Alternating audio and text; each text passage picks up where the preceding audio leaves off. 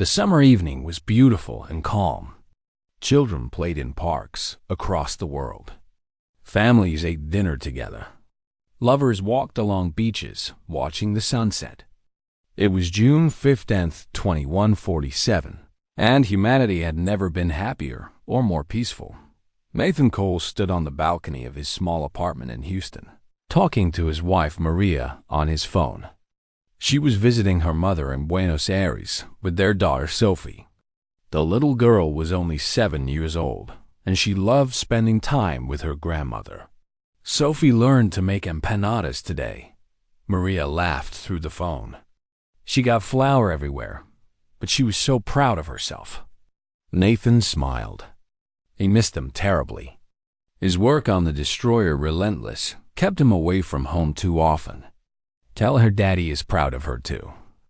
I will be home in 3 weeks, and she can make them for me. She would like that, Maria said. I love you, Nathan. I love you too. Kiss Sophie goodnight for me. He ended the call and looked up at the stars. Humanity had spread to 12 star systems now. Colony ships carried brave families to new worlds. Scientists searched for signs of intelligent life, but they found nothing. Many people believed humans were alone in the universe. They were wrong. At exactly 8:47 p.m. Houston time, the sky changed. Hundreds of massive ships appeared above every major city on Earth. They were black and angular, covered in strange symbols that hurt the eyes to look at. Each ship was larger than anything humanity had ever built. Nathan dropped his phone. His military training kicked in immediately. He ran inside and turned on the news. Every channel showed the same thing. Alien ships everywhere. Panic in the streets. World leaders demanding answers. The United Earth Coalition emergency broadcast began playing on all channels. Admiral Kira Dawson appeared on screen. She was a tall woman with gray hair and sharp eyes. She had commanded Earth's defense fleet for 15 years, but she had never faced anything like this. All military personnel report to your stations immediately, she said. Her voice was steady, but Nathan could see the fear in her eyes. This is not a drill. Nathan grabbed his bag and ran to the transport station. Other soldiers were doing the same. Nobody spoke. What could anyone say? Within 2 hours, Nathan was aboard the Relentless. The ship was already moving to join the rest of Earth's fleet. Through the viewport, he could see the alien vessels. There were hundreds of them. Earth's entire military fleet was only 47 ships. Captain Rita Vance gathered her officers in the command room. She was a short woman with dark skin and a reputation for staying calm under pressure. But even she looked shaken. We have received a transmission from the aliens, she said. They call themselves the Vethkai Dominion. They have conquered 300 worlds across the galaxy. And now they want Earth. She played the message. The alien that appeared on screen was terrifying. It had an insect-like body covered in hard black armor. Its eyes were large and red, without any warmth or mercy. When it spoke, its voice sounded like metal scraping against stone. Humans of Earth, the creature said. I am High Commander Zethrol of the Vethkai Dominion. Your world now belongs to us. You will surrender immediately and accept your place as servants of the Dominion. You will work for us. You will obey us. Resistance is not possible. You have 1 hour to respond. Captain Vance turned off the message. The room was silent. What are our orders? Nathan asked. Admiral Dawson is coordinating with the Coalition Council, Vance replied. They are asking for more time to discuss the surrender terms. Nathan felt sick. Surrender? Just like that? But he understood the logic. 47 ships against hundreds. It would be a massacre. The hour passed slowly. Earth's leaders debated and argued. Some wanted to fight. Others said fighting was suicide. Most just wanted more time to think. The Vethkai did not give them that time. At exactly 10:47 p.m. Houston time, the alien fleet opened fire on Buenos Aires. The attack lasted only 30 seconds. When it ended, the city was gone.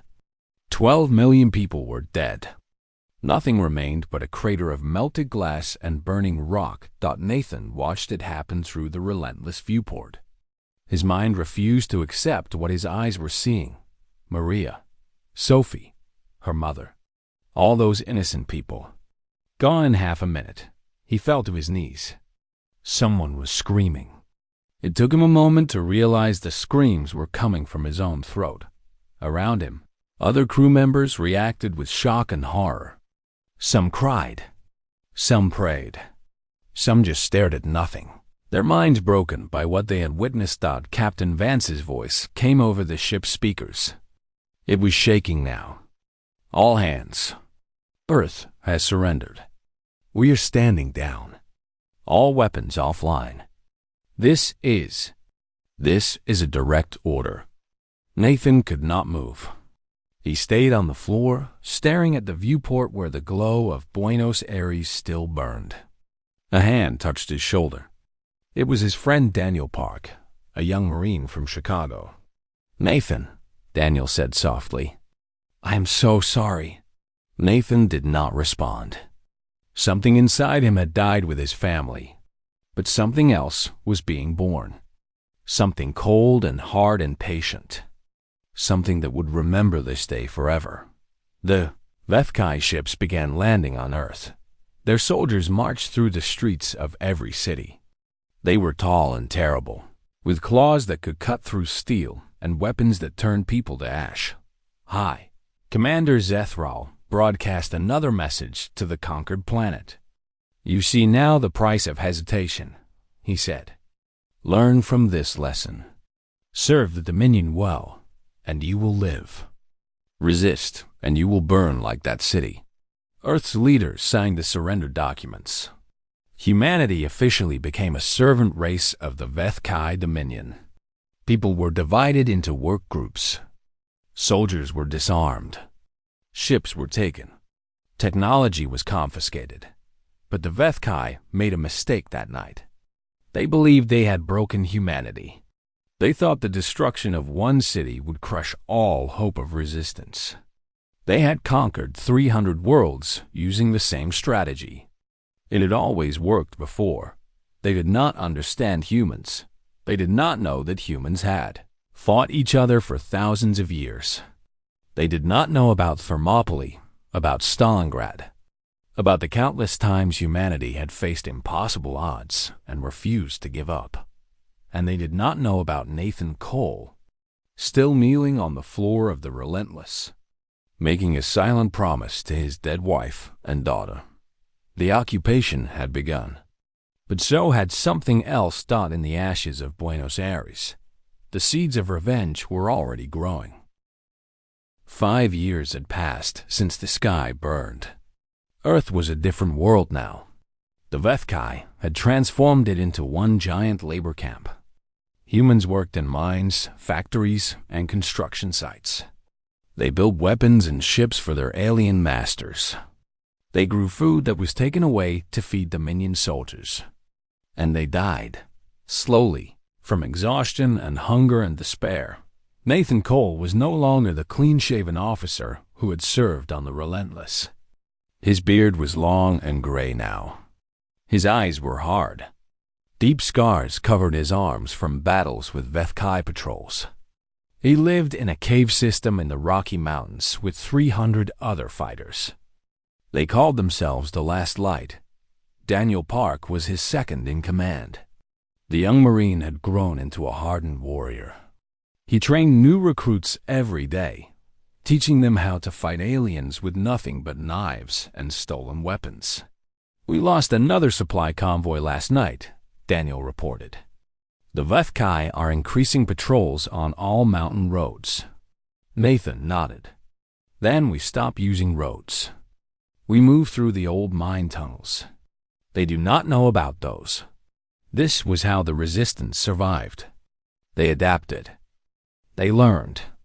They found every weakness in the Vethkai system and used it against them.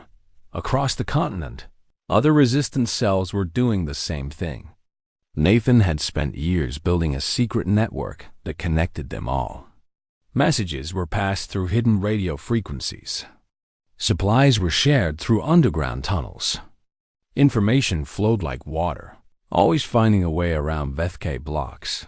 But the most important member of the resistance was not a soldier. She was a scientist. Doctor Lucy Grant worked in a Vethkai weapons laboratory in what used to be Denver. The aliens had gathered Earth's smartest scientists and forced them to improve Dominion technology. They watched the humans constantly, but they never suspected that Lucy was memorizing everything she saw.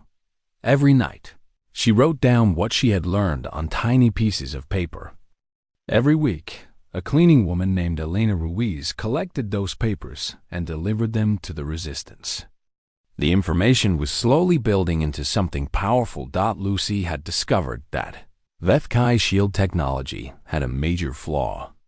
Their energy barriers were designed to stop laser weapons and plasma blasts, but they were surprisingly weak against simple kinetic force, like bullets or missiles, if they hit at exactly the right frequency.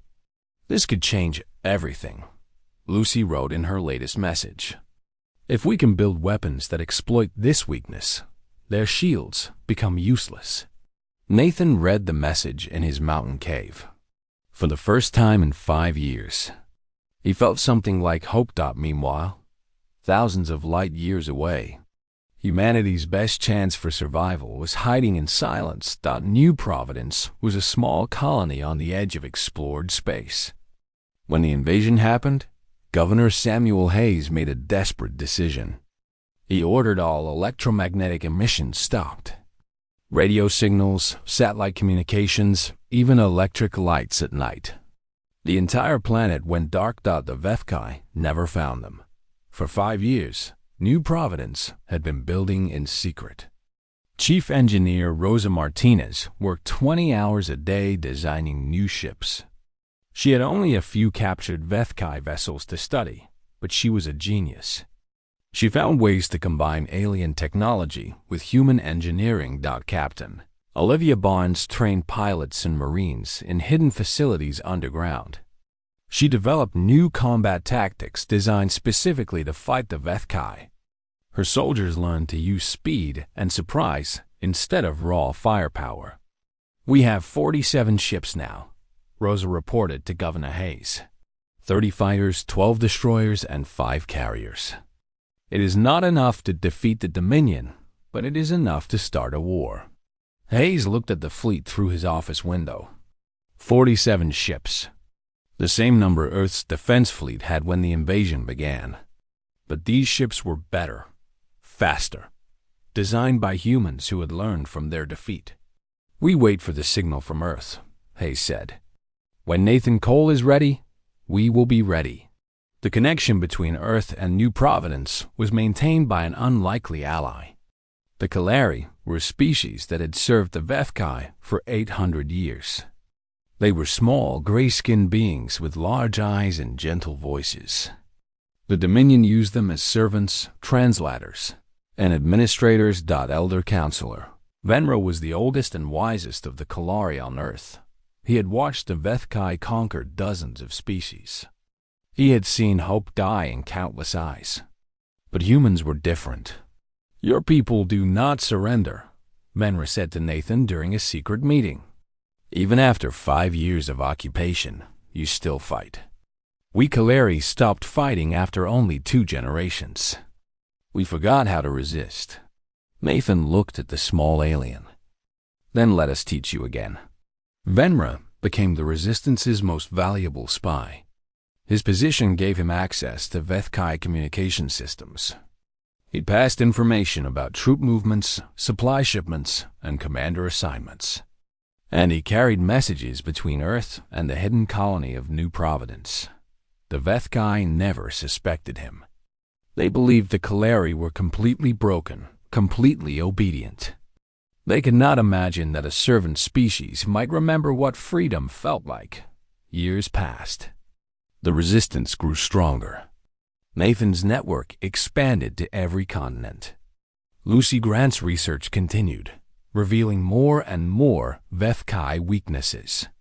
New Providence's fleet grew larger and more powerful, but the occupation grew harsher too.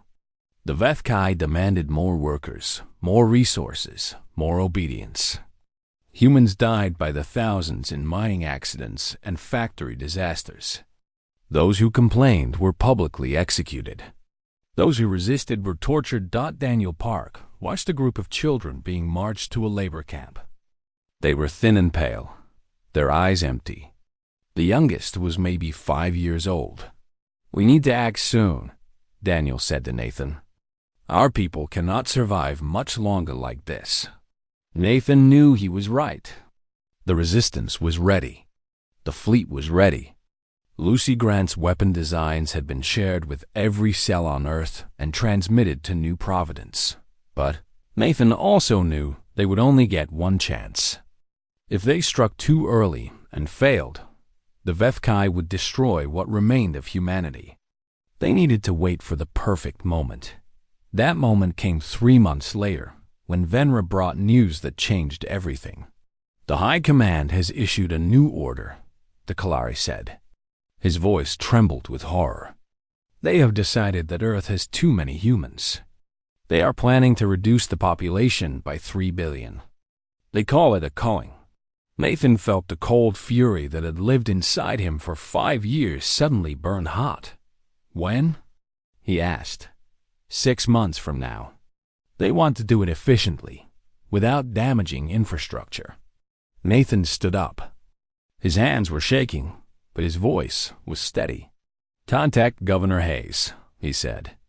"Contact every cell on Earth. Contact every ally we have made." Daniel Park understood immediately. "We are finally going to fight." Nathan looked at his old friend. The scars on his arms seemed to glow in the dim light. "No," Nathan said. "We are going to win." The quiet years were over. The time for waiting had ended. Humanity's revenge was about to begin. The news of the culling spread through the resistance like fire through dry grass. 3 billion people marked for death. Half of humanity erased to make the survivors more manageable. The Vethkai had done this before on other worlds. They treated it like pruning a garden. Nathan Cole gathered his commanders in the mountain cave that served as resistance headquarters. Maps covered every wall. Charts showed troop positions, supply routes, and communication lines. 5 years of planning was about to be tested. "We have 6 months," Nathan said. "That is not much time, but it is enough. Lucy, tell them what you found." Dr. Lucy Grant stood up. She had escaped the Denver laboratory 3 weeks ago with the help of Elena Ruiz and a team of resistance fighters. Now she was free to share everything she had learned. "Vethkai shields are designed to stop energy weapons," she explained. "Lasers, plasma, particle beams. These are what most advanced civilizations use. But kinetic weapons, simple projectiles moving at high speed, can pass through if they hit at the right frequency." She showed them the calculations. Bullets traveling at exactly 847 meters per second could penetrate Vethkai personal shields. Missiles traveling at 12,000 meters per second could penetrate ship shields. The numbers were very specific, but they were achievable with human technology. "We can modify our weapons to match these frequencies," Lucy continued. "Every gun, every missile, every cannon. The Vethkai will not know what hit them." Captain Olivia Barnes spoke through a secure communication link from New Providence. "We've already begun modifying our fleet. Rosa Martinez estimates we will be ready in 4 months." The plan was complex but clear. First, they needed to capture a Vethkai communication hub. These massive stations controlled all alien communications on Earth. If the Resistance could take one, they could broadcast Lucy's weapon modifications to every human settlement in the galaxy. Second, New Providence's secret fleet would launch a surprise attack on the Vethkai orbital stations above Earth. Without those stations, the aliens could not call for reinforcements or coordinate their ground forces. Third, every resistance cell on Earth would rise at the same moment. Factories would explode. Military bases would be attacked. The Vethkai would face enemies everywhere at once. The Dominion has never faced a coordinated uprising before, Nathan said. They conquer species one world at a time. They do not expect their victims to communicate, to plan together, to strike as one. Daniel Parks studied the map of the nearest communication hub. It was located in what used to be Kansas City, heavily guarded by Vethkai soldiers and automated defense systems. I will lead the strike team, Daniel said. 20 of our best fighters. We go in fast. Take the hub, broadcast the signal, and hold it as long as we can. Nathan shook his head. It is too dangerous. The chances of survival are almost zero. Daniel smiled. It was a sad smile, but there was peace in his eyes. My family died in the first wave, Nathan. My parents, my brothers, everyone I loved. For 5 years, I have been waiting for a chance to make their deaths mean something. This is that chance. Nathan wanted to argue. Daniel was his closest friend, the brother he had never had. But he understood. He would have made the same choice. Then we do this together, Nathan said. I will lead the ground uprising from the East Coast. You take the hub. We strike at the same moment. The next 4 months were the busiest of Nathan's life. Weapons were modified. Fighters were trained. Supply caches were positioned. Every detail was checked and rechecked. There was no room for error. On New Providence, Rosa Martinez worked without sleep. Her engineering teams modified every ship in the fleet. Olivia Barnes drilled her pilots until they could fly attack patterns in their sleep. Governor Hayes coordinated supplies and reinforcements. Elder Counselor Venra continued his dangerous work as a spy. He provided updated information about Vethkai positions and schedules. He also began quietly spreading word among other Kellery servants. Not all of them were ready to resist, but some remembered what freedom felt like.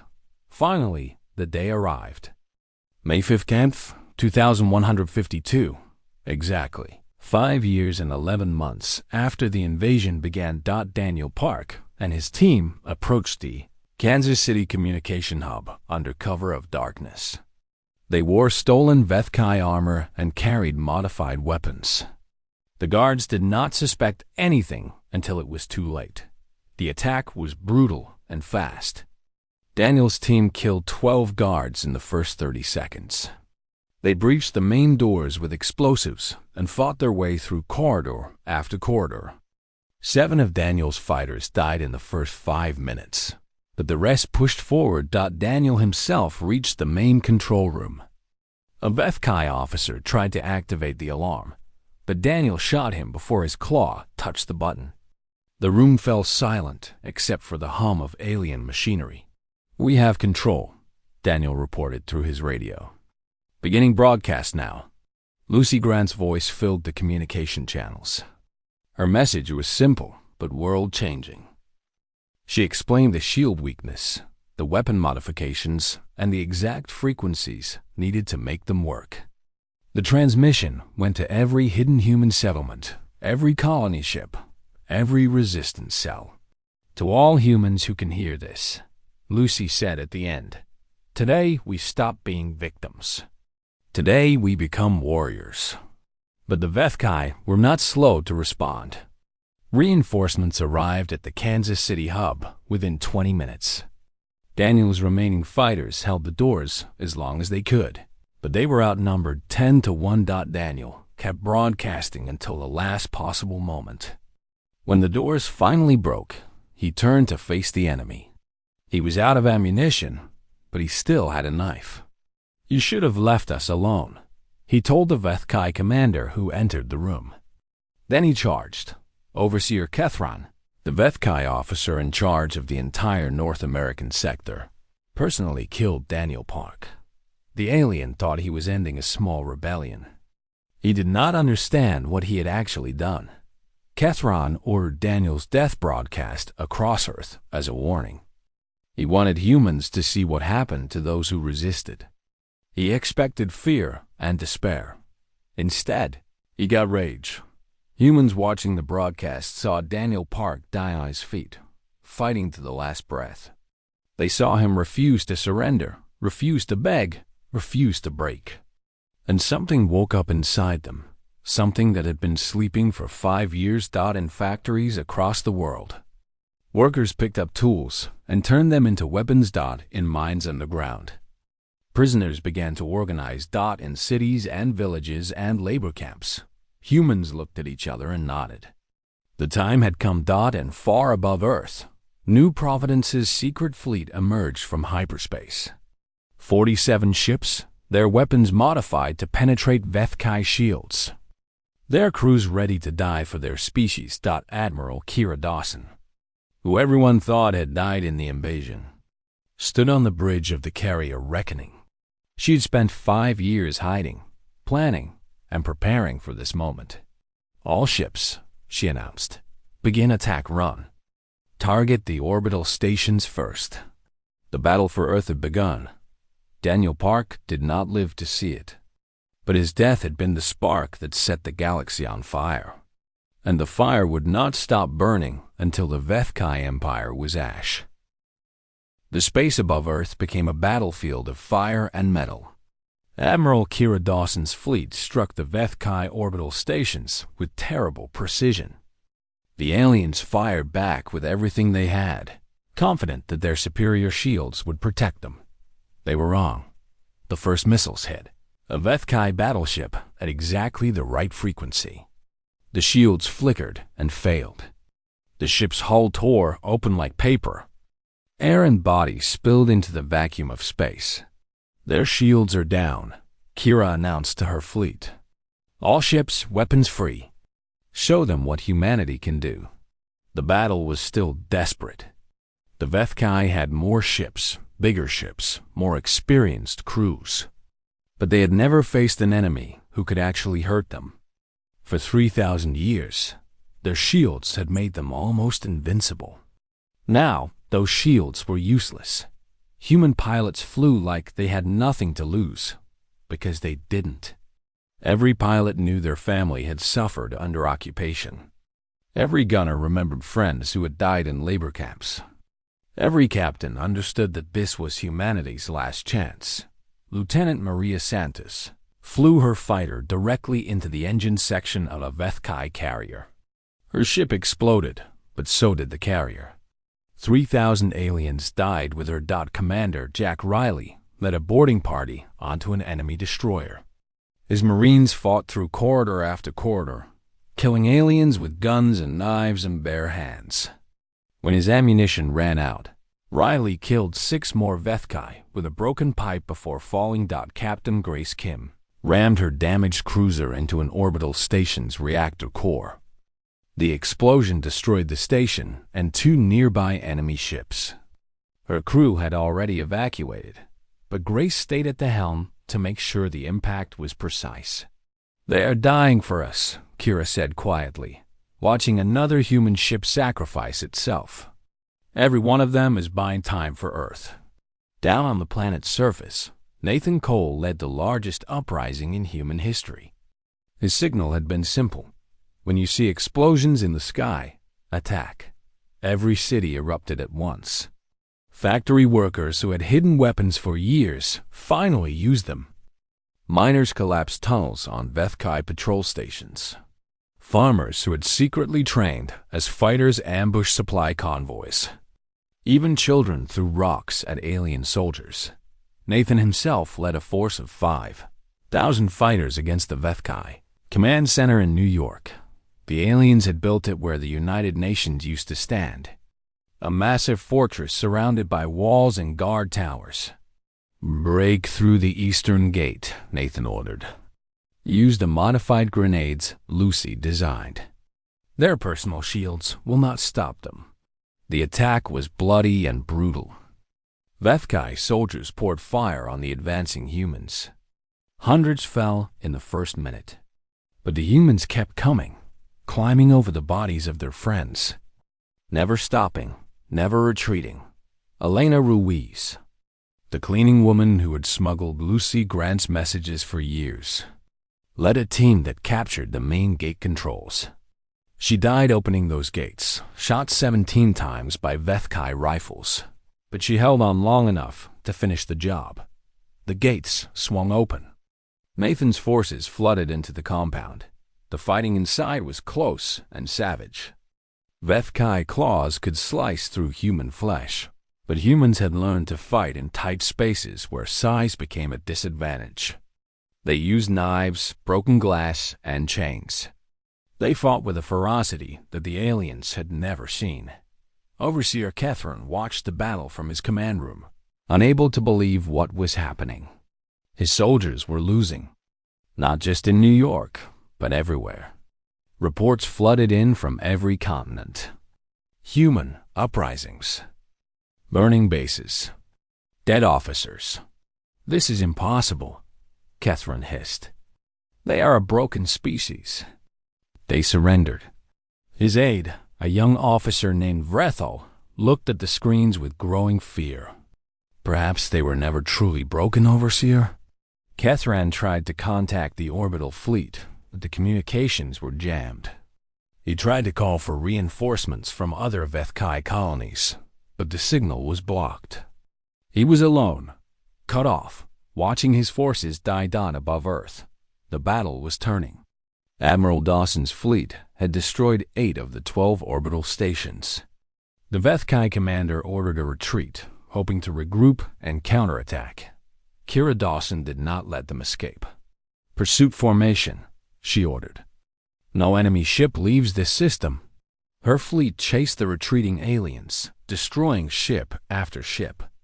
The Vethkai, who had arrived as conquerors, now fled like prey.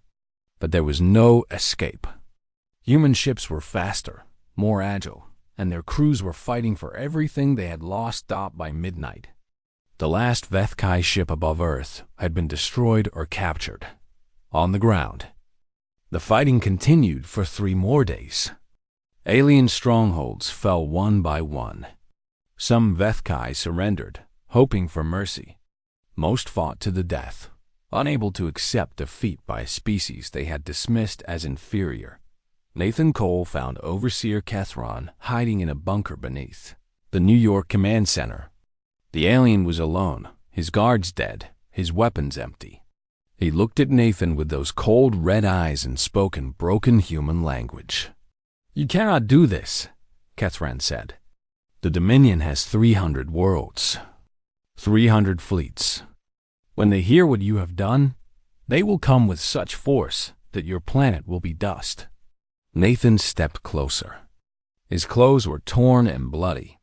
His face was covered in ash and dirt. But his eyes burned with a fire that made the aliens step back. "You came to our world without warning," Nathan said. "You killed 12 million innocent people to make a point. You enslaved us, starved us, worked us to death." He pulled out a photograph from his pocket. It was worn and faded, but the image was still clear. A woman with dark hair and a smile like sunshine. A little girl with her father's eyes. "You killed my wife and daughter," Nathan continued. "You thought that would break me. You were wrong. It freed me. It freed all of us. Because now we have nothing left to lose and everything to fight for." Catherine demanded the rights given to prisoners under Dominion law. It was standard procedure. Captured officers were to be treated with respect, held for exchange, eventually returned to their people. Nathan's response was simple. "You attacked Earth first." The trial of Overseer Catherine was broadcast across the planet. Human judges presided. Human witnesses testified. The evidence of Vethkai crimes was overwhelming. Millions dead, billions enslaved, families torn apart, hope crushed. The verdict was unanimous. Guilty of crimes against humanity. The sentence was carried out at dawn. In the crater that had once been Buenos Aires, where 12 million people had died, the murderer met his end. Earth was free, but as Nathan stood in that crater, feeling the wind on his face, he knew the war was not over. The Dominion would come for them. 300 worlds worth of vengeance would descend on humanity. Admiral Kira Dawson landed beside him. Her fleet had won the battle above, but she looked as tired and worn as he felt. "They will send everything they have," she said. Nathan nodded. "Then we need to be ready. Governor Hayes wants a meeting. Leaders from every continent, every colony, every resistance cell. He says it is time to decide what happens next." Nathan looked at the rising sun. It was the first sunrise of a free Earth in almost 6 years. It was beautiful. "What happens next," he said slowly, "is that we make sure this never happens again. Not to us, not to anyone." He turned and walked toward the waiting transport. The liberation was complete. Now came the hard part. 1 year after liberation, the leaders of humanity gathered in Geneva. The old United Earth Coalition building had been rebuilt, but the people inside were very different from the diplomats who had surrendered 6 years ago. Nathan Cole sat at the main table, his scars visible even through his formal uniform. Admiral Kira Dawson sat beside him, her gray hair now cut short like a soldier's. Governor Samuel Hayes represented the outer colonies. Dr. Lucy Grant spoke for the scientific community. Rosa Martinez and Olivia Barnes attended as military advisors, and Elder Counselor Venra sat among them. The first non-human to be welcomed into human leadership. The question before them was simple but terrifying. What now? "We can fortify our borders," one delegate suggested. "Build defenses. Make Earth impossible to attack. The Dominion might leave us alone if the cost of reconquest is too high." Nathan shook his head. "They will not leave us alone. We humiliated them. We killed one of their overseers and destroyed an entire fleet. The Vethkai do not forgive. They will come back, and next time they will bring enough force to exterminate us completely. Then what do you propose?" The delegate asked. Nathan looked around the room. He saw tired faces, frightened faces, faces marked by years of suffering. But he also saw something else: strength, determination, a refusal to be victims ever again. "We take the war to them," he said. "We attack the Dominion before they attack us. We liberate every species they have enslaved. We build an alliance so powerful that the Vethkai will be the ones who surrender." The room erupted in argument. Some called the plan madness. Attack a 300-world empire? With what?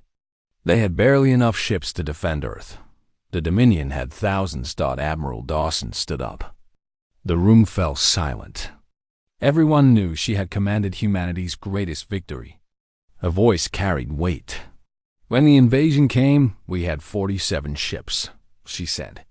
"Now we have 112, and more are being built every day. New Providence's shipyards are working without rest.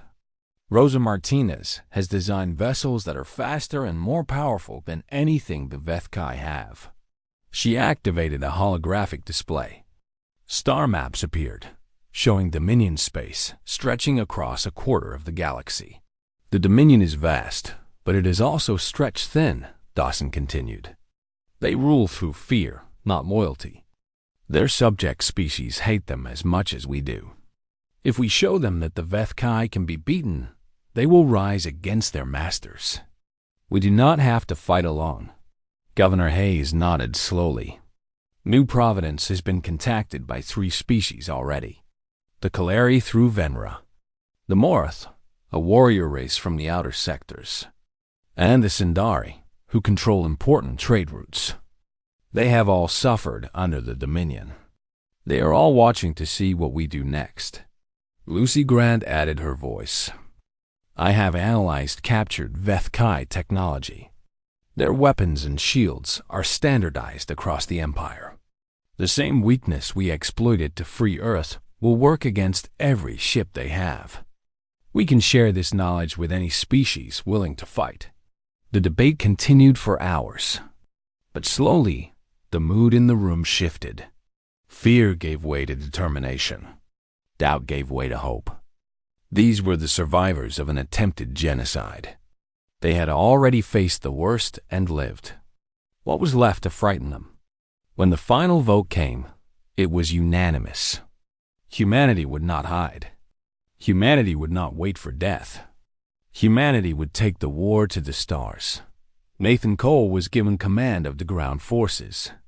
Kira Dawson commanded the fleet. Governor Hayes coordinated supplies and diplomacy. Lucy Grant led the science division. Rosa Martinez and Olivia Barnes prepared the military. And Venra became humanity's ambassador to the enslaved species of the Dominion. The first campaign targeted a Vethkai mining colony 3 weeks away by hyperspace. The colony used 10,000 Morris slaves to extract rare minerals. It was defended by a small fleet and a ground garrison of 2,000 Vethkai soldiers. Nathan landed with 5,000 human Marines and 2,000 Morris volunteers who had escaped to New Providence. The battle was fierce but short. Human weapons cut through Vethkai shields. Morith warriors, fighting for their enslaved brothers, showed no mercy. When the colony fell, the Morith slaves were freed. Most immediately asked for weapons to continue fighting. A new army was being born. More campaigns followed. The Zendari homeworld was liberated after a space battle that destroyed 30 Vethkai warships. The Telluri, a peaceful species of scholars, were freed from a Dominion research station. Each victory brought new allies, new resources, new hope. The Vethkai High Command watched in disbelief as their empire began to crumble. Species they had ruled for centuries were rising up. Worlds they had considered secure were falling. And at the center of every defeat were the humans, the soft, weak creatures they had dismissed as barely worth conquering. High Commander Zethral, the same officer who had demanded Earth's surrender 6 years ago, summoned his fleet. 300 ships, the largest Dominion force ever assembled, began moving toward human space, but they never arrived. Admiral Dawson's fleet, now grown to 200 ships with allied vessels, met them at a system called Carthel. The battle lasted 4 days. Human, Kalari, Morith, Sindari, and Telluri ships fought side by side. They used tactics the Vethkai had never seen, strategies developed by species who had nothing left to lose. When the battle ended, Zethral was dead. His flagship was a burning wreck. 200 Dominion ships were destroyed. The rest fled in disorder, pursued by human hunters. Now the path to the Dominion homeworld was open. Nathan Cole led the final ground assault. His army had grown to 1 million soldiers from a dozen species. They landed on the Vethkai, capital world under skies filled with human and allied ships. The fighting was the worst Nathan had ever seen. The Vethkai fought like demons, knowing they faced extinction. Their city streets became killing grounds. Their buildings became fortresses. Every step cost lives, but the Alliance pushed forward. Nothing could stop them now. The Vethkai High Council sent a message offering terms. They would give humanity its freedom, its territory, even reparations for the invasion. Just stop the attack. Just let the Dominion survive. Lucy Grant, now serving as Earth's ambassador to the growing alliance, was chosen to respond. She stood before cameras that broadcast her words to every corner of the galaxy. 5 years ago, you came to our world without provocation, she said. You murdered 12 million innocent people to make us obey. You enslaved our species. You called us weak because we bleed easily and die easily. Her voice was calm but filled with cold fire. You failed to understand something fundamental about humanity. We remember. We adapt. And we do not forgive. You attacked Earth first. Now humanity is marching for the Empire, and we will not stop until the galaxy is free. The human fleet jumped into the heart of HFY space. Nathan Cole stood on the bridge of the flagship Reckoning, beside Admiral Dawson. Behind them was the largest Alliance fleet in galactic history. Before them was the Dominion homeworld, the center of an empire that had terrorized the galaxy for 3,000 years. "All forces," Nathan announced. His voice broadcast to every ship, every soldier, every freed slave fighting for their future. "Begin final assault." The attack commenced. The HFY Empire, which had seemed so invincible on that terrible night in 2147, began to fall and across the galaxy. Species who had been enslaved for generations looked up at the sky and saw something they had forgotten was possible. Use later. When historians wrote about the war, they would point to many turning points. The fall of the orbital stations, the liberation of the first colony, the Battle of Carthel, but the true turning point, they all agreed, was a single moment in 2147, a moment when an alien fleet appeared above Earth and demanded surrender. The HFY had conquered 300 worlds using fear. They believed all species could be broken. They believed weakness was universal. They were wrong, because on that terrible night, as cities burned and millions died, humanity did not break. Humanity bent. And then, slowly, humanity began to rise. Now the Empire was ashes. The Dominion was history. And humanity stood at the center of a new galactic order, surrounded by allies who had once been victims, leading a civilization built on the simple principle that no species would ever be enslaved again. Nathan Cole stood in the crater of Buenos Aires one more time. It had been rebuilt now, a beautiful memorial to those who had died. 12 million names carved in stone. His wife Maria, his daughter Sophie, all the others. "We did it," he whispered. "We won." The wind carried his words into the sky, up toward the stars, toward the future that humanity had bought with blood and courage and an absolute refusal to surrender. The war was over, but humanity's march through the stars had only just begun.